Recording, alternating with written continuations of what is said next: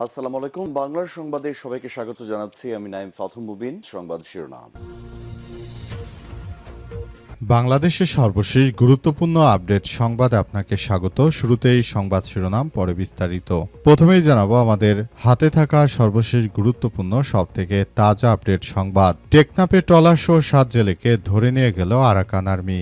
আবারও কক্সবাজারে নতুন করে সন্ত্রাসী কার্যক্রম শুরু করেছে আরাকান আর্মিরা। আজ সকালে টেকনাফের নাপ নদী থেকে বাংলাদেশের 7 জেলেকে 2টি ট্রলারসহ ধরে নিয়ে গেছে মিয়ানমারের বিচ্ছিন্নতাবাদী সশস্ত্র সন্ত্রাসী গোষ্ঠীরা। এই ঘটনায় এখন কক্সবাজারে থমথমে অবস্থা বিরাজ করছে। পুরো বিষয়টি আসলে কি হতে চলেছে এখন পর্যন্ত এখনো কোনো কিছু বোঝা যাচ্ছে না।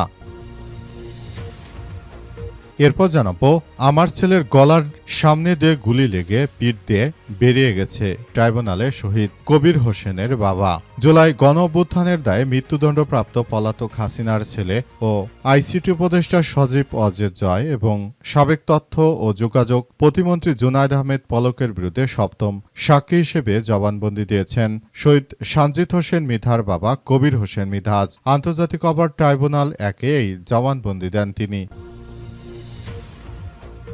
এদিকে ভারতের উদ্দেশ্যে বিএনপি নেতা আলাল, পুশিনে এত আগ্রহ থাকলে শুভেন্দুকে বাংলাদেশে পাঠিয়ে দিন, কারণ শুভেন্দুর বাড়ি হচ্ছে বরিশালে।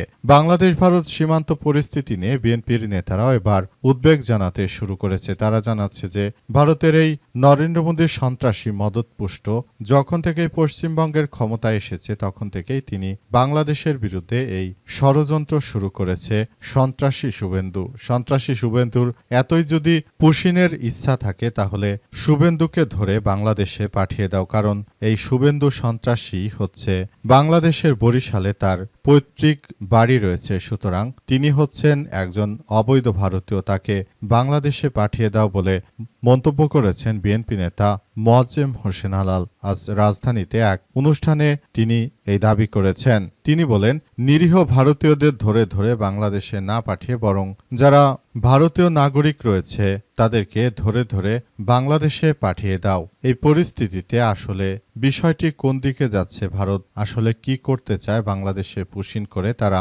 মূলত কি স্বার্থ হাসিল করতে চাইছে সেটি কারও বোধগম্য নয়।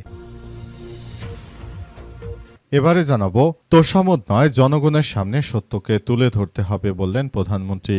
আজ গণমাধ্যমে সত্য ও বস্তুনিষ্ঠ সাংবাদিকতার পথে এগিয়ে নেওয়ার আহ্বান জানিয়েছেন প্রধানমন্ত্রী তারেক রহমান। আজ সচিবালয়ে টেলিভিশন চ্যানেলগুলোর প্রধান নির্বাহী কর্মকর্তা সিও বার্তা সম্পাদকদের সঙ্গে এক বৈঠকে এই আহ্বান জানিয়েছেন তারেক রহমান। এবং সর্বশেষ জানাবো, ডিজিটালভাবে ইরান যুক্তরাষ্ট্র চুক্তি স্বাক্ষরিত হয়েছে বললেন জেডি ভ্যান্স। যুক্তরাষ্ট্রের ভাইস প্রেসিডেন্ট জেডি ভ্যান্স জানিয়েছেন যে ইরানের সঙ্গে হওয়া বহুল আলোচিত চুক্তিটি গত রাতেই ডিজিটালভাবে স্বাক্ষরিত হয়েছে। এখন আর ইরানের সঙ্গে কোনো সমস্যা নেই। এই ঘটনায় আমরা আর নতুন করে আসলে বিষয়গুলো নিয়ে এটি আসলে করতে চাই না। প্রিয় দর্শক, এতক্ষণ শুনছিলেন সংবাদ শিরোনাম, এবারে বিস্তারিত। তবে তার আগে বন্ধুরা অনুরোধ থাকবে, এই সংবাদটিতে একটি লাইক দিন। এই চ্যানেলে আপনি নতুন হয়ে থাকলে আমাদের সংবাদটি দেখতে দেখতে চ্যানেলটি সাবস্ক্রাইব করে রাখুন। কমেন্ট করে বন্ধুরা আপনার মূল্যবান মতামত জানিয়ে দিন আপনি বিশ্বের কোন দেশ থেকে বা বাংলাদেশের কোন স্থান থেকে আমাদের সংবাদটি দেখছেন এবং শুনছেন। আর বন্ধুরা, আজকের এই সংবাদ সম্পর্কে আপনার মূল্যবান মতামত কমেন্ট বক্সে কমেন্ট করে জানিয়ে দিন। গাজা যুদ্ধে নিরীহ ফিলিস্তিনিদের ভালোবেসে থাকলে সংবাদটি শেয়ার করে বন্ধুদেরও দেখার সুযোগ করে দিন। এবারে বিস্তারিত। টেকনাফে ট্রলারসহ 7 জেলেকে ধরে নিয়ে গেল আরাকান আর্মি। কক্সবাজার জেলার নাপনদী থেকে 2টি ট্রলারসহ 7 জন জেলেকে ধরে নিয়ে গেছে মিয়ানমারের বিদ্রোহী সন্ত্রাসী গোষ্ঠী আরাকান আর্মি। আজ 8টার দিকে শাহপুরী দ্বীপ সংলগ্ন নাপনদীর মোহনা এলাকা থেকে তাদের আটক করে নিয়ে যাওয়া হয়। আটককৃত জেলেরা হচ্ছেন টেকনাফের সাবরং ইউনিয়নের শাহপুরী দ্বীপের বাসিন্দা মোহাম্মদ ফয়সাল, সৈয়দপুর এলাকার সাইদুর রহমান, সৈয়দ আলম, মোহাম্মদ হেলাল, মোহাম্মদ জলিল, আজমুল্লাহ সহ আরও অনেকেই।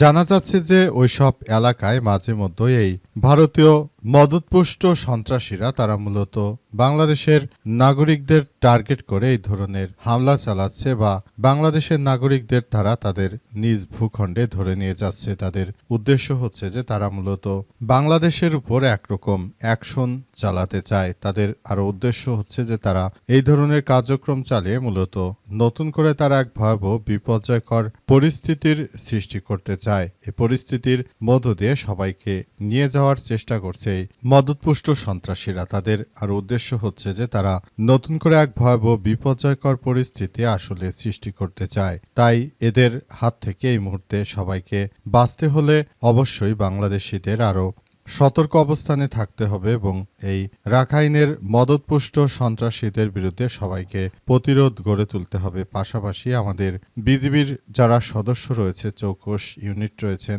তারা যদি যথাযথভাবে বিষয়গুলো নিয়ে তারা যদি সবকিছু ঠিকঠাকভাবে কার্যক্রম চালান, সেটি সবার জন্য অনেক ভালো কিছু হয় বলে উল্লেখ করা হয়েছে।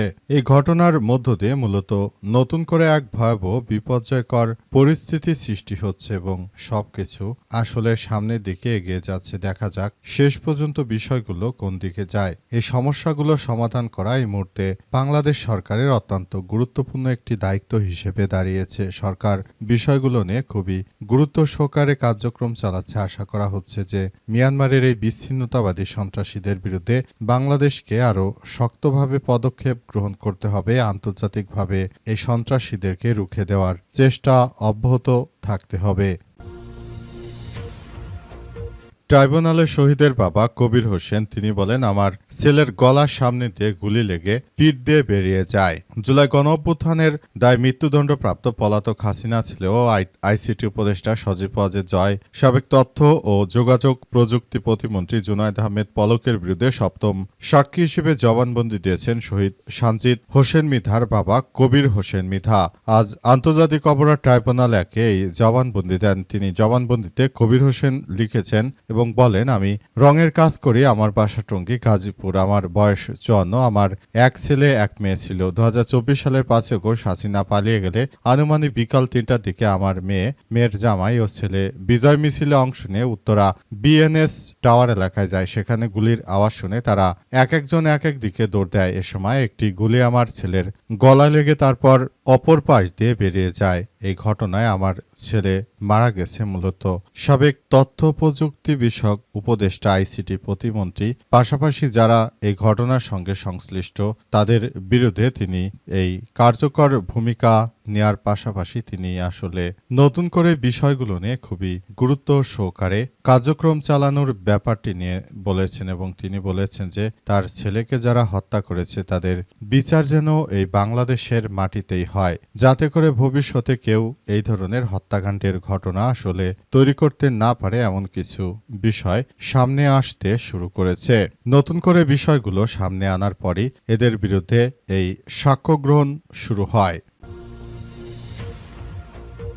ভারতের উদ্দেশ্যে আলাল বললেন, পুশিন এত আগ্রহ থাকলে শুভেন্দুকে বাংলাদেশে পাঠিয়ে দিন তার বাড়ি বরিশালে। এবার ভারতীয় মদতপুষ্ট সন্ত্রাসী এই নরেন্দ্র মোদীর কুখ্যাত সন্ত্রাসী গোষ্ঠী হচ্ছে শুভেন্দু অধিকারী। তিনি মূলত বাংলাদেশের বিরুদ্ধে এই পুশিনের ঘটনাগুলো ঘটাচ্ছে। বিশেষ করে ভারতের পশ্চিমবঙ্গে যখন থেকে এই নরেন্দ্র মোদীর শিষ্য এই শুভেন্দু ক্ষমতায় এসেছে তখন থেকেই মূলত বাংলাদেশের বুকে এই ধরনের ঘটনাগুলো ঘটাচ্ছে ভারতের সন্ত্রাসী শুভেন্দু। মূলত শুভেন্দুর কারণে সারা দেশ জুড়ে এই ধরনের অনাকাঙ্ক্ষিত ঘটনাগুলো ঘটল। তাই এবার বিএনপি নেতা মোয়াজ্জেম হোসেন আলাল জানিয়েছেন যে যদি পুশিনের তোমাদের অনেক ইচ্ছাই থাকে তোমরা আমাদের দেশে তোমাদের সন্ত্রাসী শুভেন্দুকে পাঠিয়ে দাও। আমরা সন্ত্রাসী শুভেন্দুর সম্পর্কে বলতে চাই যে তার বাড়ি হচ্ছে যে বাংলাদেশের এখানে, সুতরাং এই সন্ত্রাসী শুভেন্দুকে পাঠিয়ে দাও যাতে করে ওই সন্ত্রাসী শুভেন্দুর বিষয়গুলো নিয়ে আমরা যাতে করে কার্যক্রম চালাতে পারি। অর্থাৎ এই সন্ত্রাসী শুভেন্দু যেহেতু বাংলাদেশের লোক তাকে বাংলাদেশে পাঠিয়ে দাও, অন্য লোকদের পাঠানোর কোনো প্রয়োজন নেই, তোমরা শুভেন্দুকে পাঠিয়ে দাও যাতে করে শুভেন্দুকে আমরা এই বিষয়গুলো নিয়ে শুভেন্দুর সঙ্গে সরাসরি আলাপ করতে পারি। তোষামোদ নয়, জনগণের সামনে সত্যকে তুলে ধরতে হবে বললেন প্রধানমন্ত্রী। গণমাধ্যমকে সত্য ও বস্তুনিষ্ঠ সাংবাদিকতার পথে এগিয়ে নেওয়ার আহ্বান জানিয়েছেন প্রধানমন্ত্রী তারেক রহমান। আজ সচিবালয়ে টেলিভিশন চ্যানেলগুলোতে প্রধান নির্বাহী কর্মকর্তা, সিও, বার্তা সম্পাদকদের সঙ্গে এক বৈঠকে তিনি এসব কথা জানিয়েছেন। প্রধানমন্ত্রী জানিয়েছেন যে দলীয় অবস্থা বা সরকারের তোষামোদ নয়, বরং জনগণকে সামনে রেখে সত্য হিসেবে সবকিছু আপনারা তুলে ধরবেন। আপনারা সাংবাদিকেরা হচ্ছেন জাতির বিবেক। সাংবাদিকেরা কখনো নৈতিকতা বিবর্জিত কোনো কার্যক্রমের মধ্যে চলতে পারে না বলে জানান তিনি আরও জানান, আমি তাই আপনাদের সবাইকে বলতে চাই, আপনারা যার যার জায়গা থেকে এই পরিস্থিতিগুলো সুন্দরভাবে দেখভাল করে তারপর পুরো পরিস্থিতি সুন্দরভাবে গড়ে তোলার মধ্য দিয়ে আপনাদের সবাইকে এগিয়ে আসতে হবে। কেউ যদি মনে করেন যে আমি অমুক দল করি তমুক দল করি, সেটি করে পার পেয়ে যার কোনো দিন নেই বলে জানিয়েছেন প্রধানমন্ত্রী তারেক রহমান। তিনি এই বিষয়গুলো নিয়ে সবাইকে খুব সুন্দরভাবে অ্যাডভাইস দিয়েছেন এবং তিনি আরও জানিয়েছেন যে আমরা সবাইকে বলতে চাই, আপনারা যার যার জায়গা থেকে এই পরিস্থিতিগুলো সুন্দরভাবে মোকাবেলা করে তারপর এই পরিস্থিতি সুন্দরভাবে গড়ে তোলার মধ্য দিয়ে এগিয়ে যান। সবাই যদি এই কার্যক্রমগুলো আপনারা চালান, তাহলে বাংলাদেশ অবশ্যই একটি নতুন বাংলাদেশ আমরা গড়ে তুলতে পারব।